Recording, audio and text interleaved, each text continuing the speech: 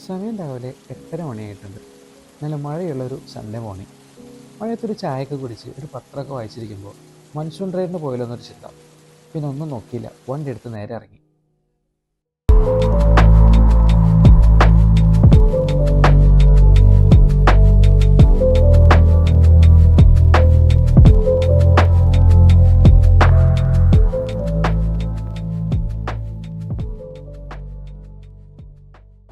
ഒരു ഡെസ്റ്റിനേഷനൊന്നും പ്ലാൻ ചെയ്യാതെ വീട്ടിൽ നിന്ന് മഴയത്ത് ഒറ്റ മൈൻഡിൽ വണ്ടി എടുത്ത് ഇറങ്ങി.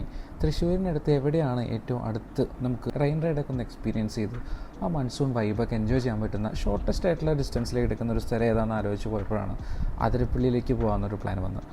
ഒന്നും നോക്കിയില്ല, നമ്മൾ നേരെ അതിരപ്പള്ളി റോട്ടിലോട്ട് കയറി. തൃശ്ശൂരിൽ നിന്നും ജസ്റ്റ് ഒരു 60 കിലോമീറ്റർ മാറി അതിരപ്പള്ളി എന്ന് പറയുന്നത് ബൈക്ക് റൈഡേഴ്സിന് എന്നും ഏറ്റവും ഫേവറേറ്റ് ആയിട്ടുള്ള ഒരു റൂട്ട് തന്നെയാണ്.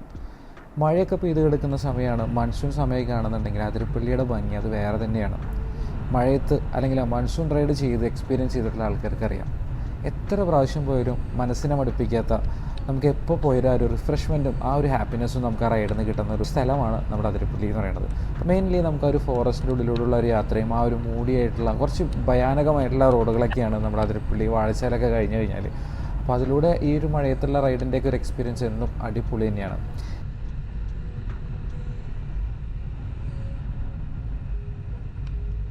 അങ്ങനെ നമ്മുടെ യാത്ര വീണ്ടും തുടർന്ന് നമ്മുടെ വെറ്റിലപ്പാറ ബ്രിഡ്ജിൻ്റെ മുകളിലെത്തിയിട്ടുണ്ട്. നല്ല രീതിയിൽ തിരക്കും വണ്ടി നിർത്താനൊന്നും സ്ഥലമില്ലാത്ത രീതിയിൽ ക്രൗഡഡാണ് വെറ്റിലപ്പാറ പാലമൊക്കെ. മഴക്കാലമായതുകൊണ്ട് തന്നെ മൺസൂൺ വൈബ് പിടിക്കാനും ഈ ഒരു ക്ലൈമറ്റിൽ ഈ ഒരു ഡ്രൈവും റൈഡും ഒക്കെ എക്സ്പീരിയൻസ് ചെയ്യാനായിട്ടുള്ള ആൾക്കാരുടെ തിരക്കാണ് അതിരപ്പള്ളി വാൽപ്പാറ മേഖലകളിലൊക്കെ.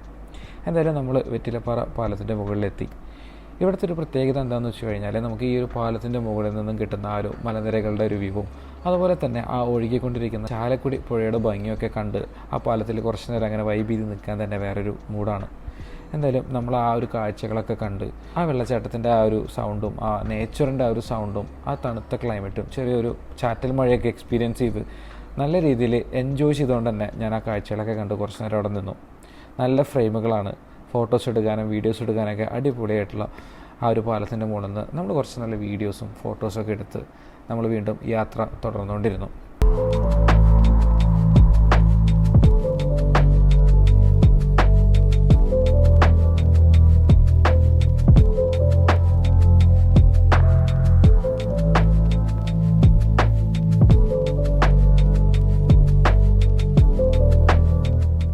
ചെറിയ ചാറ്റൽ മഴയൊക്കെ വീണ്ടും സ്റ്റാർട്ട് ചെയ്തിട്ടുണ്ട്.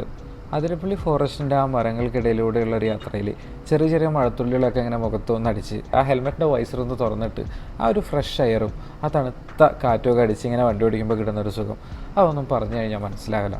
അത് എക്സ്പീരിയൻസ് ചെയ്തിട്ടുള്ളവർക്കറിയാം. എന്നും മൺസൂൺ റൈഡൊക്കെ ഒരുപാട് പേര് ഈ മഴയത്തൊക്കെ വണ്ടി ഓടിക്കുമ്പോൾ എന്താണ് ബ്രോ, എന്താണ് ഈ മഴയത്ത് വണ്ടി ഓടിക്കുമ്പോൾ നിങ്ങൾക്ക് കിട്ടണേ എന്ന് ചോദിക്കുന്ന ആൾക്കാരോടൊക്കെ പറയാനുള്ളത്, അത് പറഞ്ഞു കഴിഞ്ഞാൽ മനസ്സിലാവില്ല. അതൊന്ന് ഫീൽ ചെയ്യേണ്ട ഒരു എക്സ്പീരിയൻസ് തന്നെയാണ്.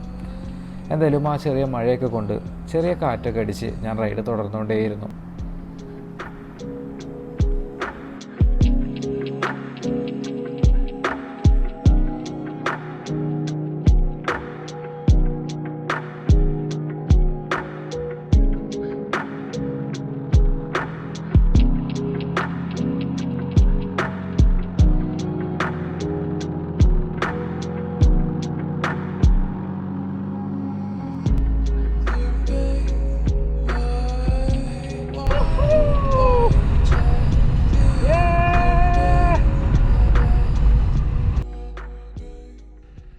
നമ്മളിപ്പോൾ നമ്മുടെ ചാർപ്പ വെള്ളച്ചാട്ടത്തിനടുത്താണ്. അതിരപ്പള്ളിക്കും വാഴച്ചാൽ വെള്ളച്ചാട്ടത്തിനും ഇടയിൽ ചാലക്കുടി പുഴയുടെ ഒരു ചെറു പുഴയുടെ അടുത്തുള്ള വെള്ളച്ചാട്ടമാണ് ചാർപ്പ. ഈ കൊച്ചുപുഴ ചാലക്കുടി പുഴയിലേക്ക് ചേരുന്നിടത്താണ് നമ്മുടെ ഈ ഒരു ചാർപ്പ വെള്ളച്ചാട്ടം സ്ഥിതി ചെയ്യുന്നത്.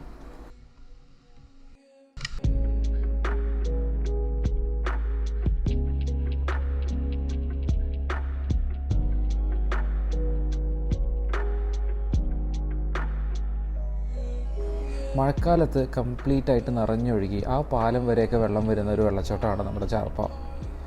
ഇപ്പോൾ മഴയൊക്കെ പെയ്തു തുടങ്ങിയോണ്ട് തന്നെ ചെറിയ രീതിയിലുള്ള ഒരു വെള്ളച്ചാട്ടമൊക്കെ ഉള്ളൂ, എന്നാലും ഭംഗിക്കൊട്ടും കുറവില്ല. ചാർപ്പയുടെ ഭംഗിയെല്ലാം ആസ്വദിച്ച് കുറച്ച് നല്ല ഫോട്ടോസും വീഡിയോസൊക്കെ എടുത്ത് നമ്മൾ വീണ്ടും റൈഡ് പോയിക്കൊണ്ടേയിരുന്നു. വാഴച്ചാൽ മേഖലയിലേക്കൊക്കെ എത്താൻ തുടങ്ങിയപ്പോഴേക്കും നമ്മുടെ റോഡുകളുടെ വീതിയൊക്കെ കുറഞ്ഞുകൊണ്ടിരിക്കുന്നുണ്ട്. നല്ല റോഡുകളാണ്, എന്നാലും വീതി കുറഞ്ഞ റോഡുകളാണ്. ആ വീതി കുറഞ്ഞ റോഡുകൾ ആ കാടിനുള്ളിലൂടെയുള്ള യാത്രയിൽ നമുക്കൊരു പ്രത്യേക ഭംഗി തന്നെയാണ്, ഒരു പ്രത്യേക അനുഭവം തന്നെയാണ് തരുന്നത്.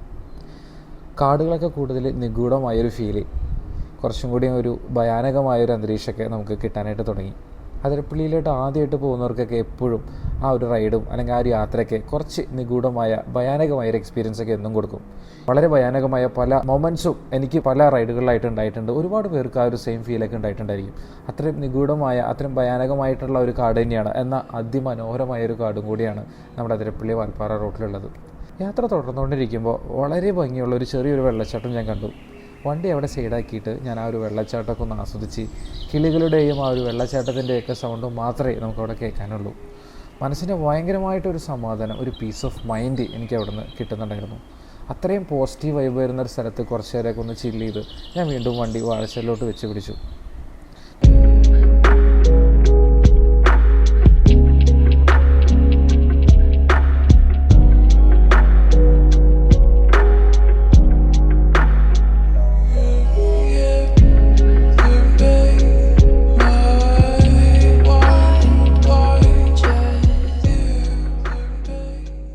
അങ്ങനെ ഫൈനലി നമ്മുടെ റൈഡിൻ്റെ അവസാന സ്ഥലമായിട്ടുള്ള നമ്മുടെ വാഴച്ചാലിൽ നമ്മൾ എത്തിയിട്ടുണ്ട്.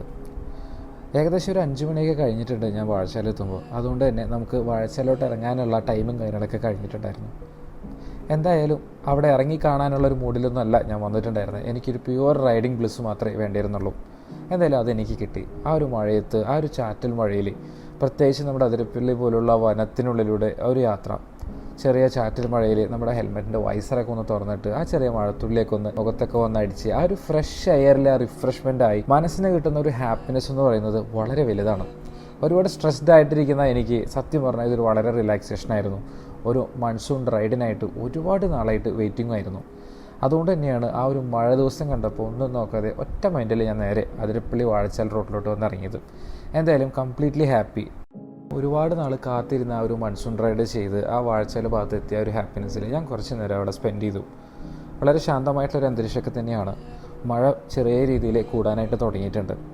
അപ്പോൾ അധികം അവിടെ വൈകിപ്പിക്കാതെ ഞാൻ മെല്ലെ വീട്ടിലോട്ട് യാത്ര തുടങ്ങി. പോകുന്ന വഴിക്ക് നമ്മുടെ അതിരപ്പള്ളി ആ റോഡ് സൈഡിൽ നിന്ന് കാണുന്ന ആ ഒരു വ്യൂവും കാര്യങ്ങളൊക്കെ ഒന്ന് കാണണമെന്നൊരു പ്ലാനുണ്ട്. അതുപോലെ തന്നെ ഈ തണുത്ത കാലാവസ്ഥയിൽ ഈ ഒരു മഴയത്ത് ഒരു ചായയൊക്കെ കുടിച്ച് ആ റൈഡ് ഒന്ന് ഫിനിഷ് ചെയ്യുമ്പോൾ കിട്ടുന്ന ഒരു ഹാപ്പിനെസ് വേറെ തന്നെയാണ്. എന്തായാലും ഞാൻ വാഴച്ചാലിൽ നിന്ന് മെല്ലെ വീണ്ടും തിരിച്ച് അതിരപ്പള്ളിയിലോട്ട് യാത്ര തുടങ്ങി. അതിരപ്പള്ളി പോകുന്ന വഴിക്ക് റോഡ് സൈഡിൽ നിന്ന് നമുക്ക് അതിരപ്പള്ളി ഫോൾസ് കാണാൻ പറ്റുന്നൊരു വ്യൂ പോയിൻ്റ് ഉണ്ട്.